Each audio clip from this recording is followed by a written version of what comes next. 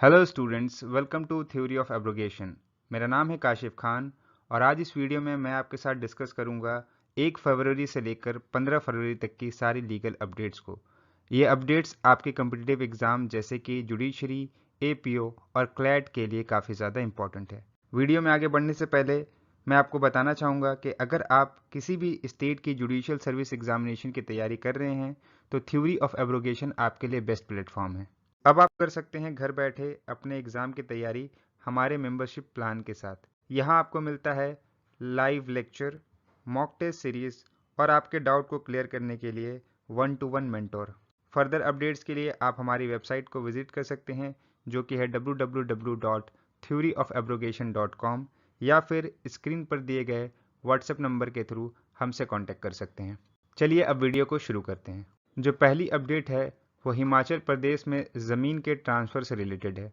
यहाँ पर justice PS Narasimha और जस्टिस सुधांशु धुलिया की बेंच ने अजय दाबरा वर्सेस प्यारे राम के केस में यह हेल्ड किया that state government permission is required to transfer the land in Himachal Pradesh to a non agriculturist. Supreme court ने यहाँ ऑब्जर्व किया कि हिमाचल प्रदेश में अगर कोई भी लैंड ट्रांसफ़र होता है किसी भी नॉन एग्रीकल्चरिस्ट को, तो वहाँ पर जो है स्टेट गवर्नमेंट की परमिशन की रिक्वायरमेंट है।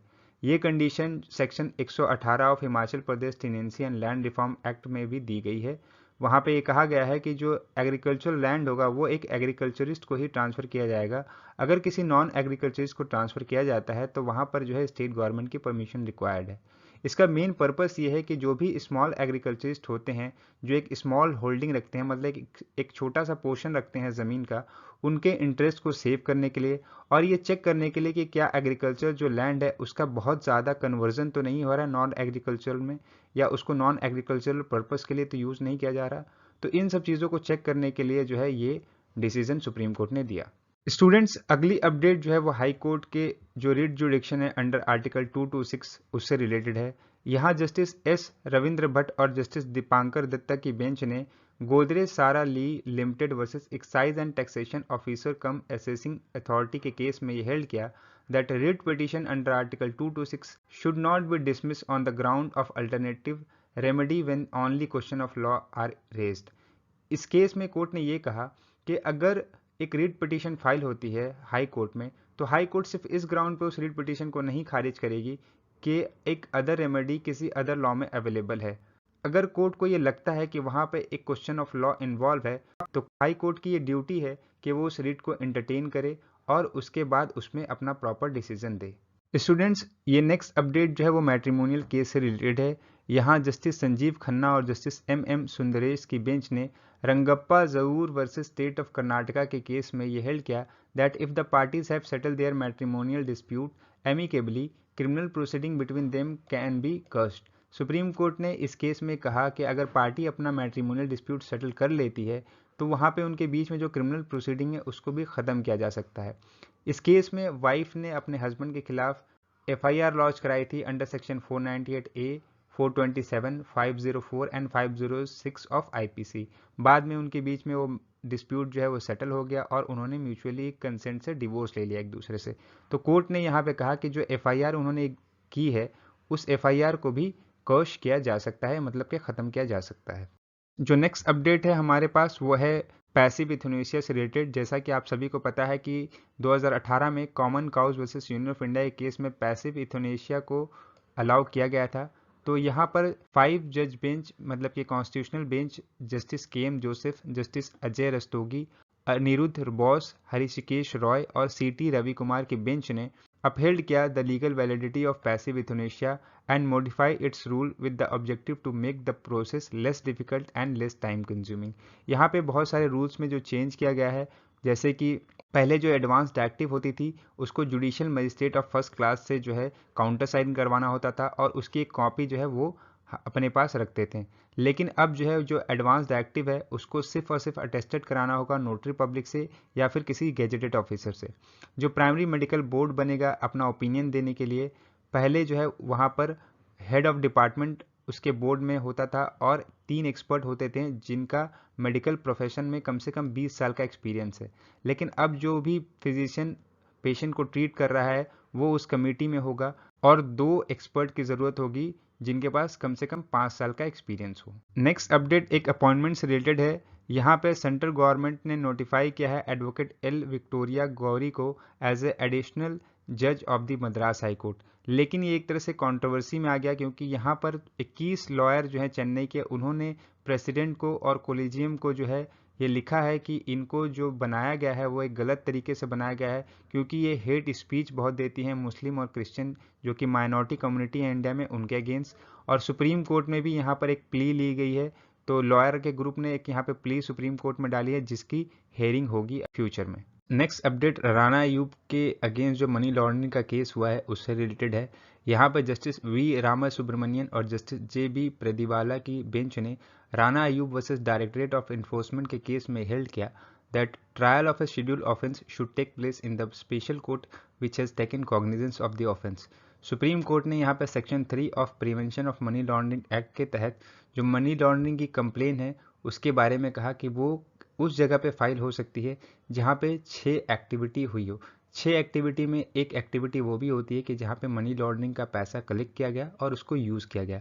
इन्फोर्समेंट डायरेक्टरेट ने यहाँ पर जो है इन्वेस्टिगेशन स्टार्ट की थी based on FIR register eight Ghaziabad. तो गाजियाबाद में ये केस इनिशिएट हुआ था और गाजियाबाद के स्पेशल कोर्ट ने यहाँ पे राणा अयूब को समन किया था, जिस समन को राणा अयूब ने रिट पिटीशन में चैलेंज किया, जिसको कोर्ट ने डिसमिस करते हुए ये कहा कि यूपी और नोएडा से कंट्रीब्यूट किया गया है राणा अयूब के कैंपेन में और इसलिए जो है वो एक तरह से जुरिडिक्शन रखता है इस केस को डील करने का। कोर्ट ने यहाँ पे ये भी कहा कि जो CRPC के प्रोविज़न है वो सारी प्रोसीडिंग जो कि मनी लॉन्ड्रिंग एक्ट के अंदर होती है उसमें एप्लीकेबल होगी before special court unless and until कोई एक ऐसा एक्सेप्शन हो जो कि ये कहता हो कि वो प्रोसीडिंग स्पेशली बार होगी या एक्सक्लूडेड होगी। स्टूडेंट्स नेक्स्ट अपडेट जो है वो बार काउंसिल की जो पावर है AIB को कंडक्ट करने की उससे रिलेटेड है। यहाँ पे सुप्रीम कोर्ट की कॉन्स्टिट्यूशनल बेंच ने bar council of India versus Bonnie Foi law college and others के केस में अपहेल्ड किया पावर ऑफ बार काउंसिल कि वो कंडक्ट कर सके AIB एग्ज़ाम और ओवररूल किया अपने प्रीवियस जजमेंट जो कि उन्होंने दिया था V सुधीर में। सुप्रीम कोर्ट ने ये कहा कि जो बार काउंसिल ऑफ इंडिया है उसके पास एडिक्वेट पावर है कि वो AIB एग्ज़ाम कंडक्ट कराए for the eligibility criteria to practise law in India. Supreme court ने यह भी कहा कि whether the qualifying exam should be held before और after enrolment was the matter left to the discretion of the bar council. मतलब कि bar council के पास ये डिस्क्रिशनरी पावर है कि वो एग्ज़ाम जो है वो या तो पहले कराए इनरोलमेंट के या इनरोलमेंट के बाद कराए। V Sudhir versus bar council of India 1999 का जो जजमेंट था उसको यहाँ पर सुप्रीम कोर्ट ने ओवररूल किया और कहा कि जो सेक्शन 24 में कंडीशन दी गई है उसके अलावा भी बार council of India other norms and rules बना सकता है उन एडवोकेट्स के लिए जो प्रैक्टिस करना चाहते हैं और ये रूल को बनाने की पावर जो है एडवोकेट एक्ट 1961 देता है। स्टूडेंट्स ये जो नेक्स्ट अपडेट है वो जम्मू एंड कश्मीर को जो स्टेट से यूनियन टेरिटरी में तब्दील कर दिया गया है उससे रिगार्ड में है।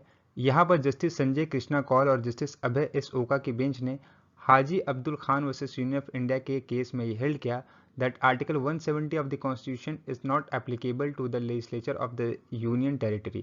सुप्रीम कोर्ट ने यहाँ पे कहा कि आर्टिकल 170 जो ये कहता है कि composition of legislature of state वो अब जम्मू एंड कश्मीर पे एप्लीकेबल नहीं होगा क्योंकि जम्मू एंड कश्मीर अब एक यूनियन टेरिटरी में तब्दील हो गई है और अब जम्मू एंड कश्मीर में जो लॉ एप्लीकेबल होगा वो होगा आर्टिकल 239A जो कि पार्लियामेंट को पावर देता है कि वो बाय लॉ एक यूनियन टेरिटरी में लेजिस्लेटिव असेंबली या लेजिस्लेटिव काउंसिल को कॉन्स्टिट्यूट कर सके।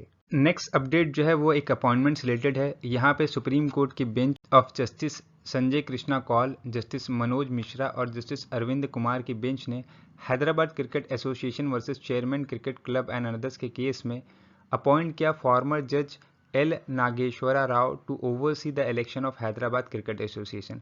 सुप्रीम कोर्ट ने अपने रिटायर्ड जो जज हैं जस्टिस एल नागेश्वरा राव उनको as a single member committee appoint किया to oversee the process of election of Hyderabad cricket association.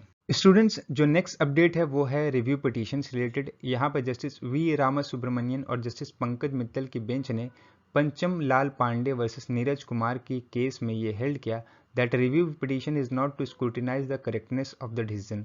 Supreme court ने कहा कि रिव्यू पिटीशन जो होती है उसका ये मतलब नहीं कि आप स्क्रूटिनाइज करें कि कोई डिसीजन सही है या गलत। इसका ये मतलब होता है कि जो डिसीजन में जो गलतियां हैं, जो एरर हैं, उसको करेक्ट करना, उसको सही करना, जो भी फेस ऑफ रिकॉर्ड से आपको शो हो रहा है, without going into as to whether there is a possibility of another opinion different from the one express. मतलब कि जो डिसीजन दिया गया है उससे कोई अलग डिसीजन हो सकता था, ये हमें नहीं देखना है। हमें ये देखना है कि उसमें कोई गलतियां है या नहीं। अगर कोई गलती है तो उसको सही करना जो है वो मेन ऑब्जेक्टिव होता है रिव्यू पिटीशन का। तो स्टूडेंट्स, ये थी अब तक की हमारी लीगल अपडेट। आई होप सारी इन्फॉर्मेशन आपको क्लियर हो गई होगी। फिर भी कोई डाउट है तो आप हमें कमेंट बॉक्स में बताएं, हम आपके डाउट को क्लियर करने की पूरी कोशिश करेंगे। फर्दर अपडेट्स के लिए आप प्ले स्टोर से हमारे ऐप को डाउनलोड कर सकते हैं या हमारी वेबसाइट को भी विजिट कर सकते हैं। मिलते हैं ऐसे ही इन्फॉर्मेटिव वीडियो के साथ, तब तक के लिए goodbye and take care.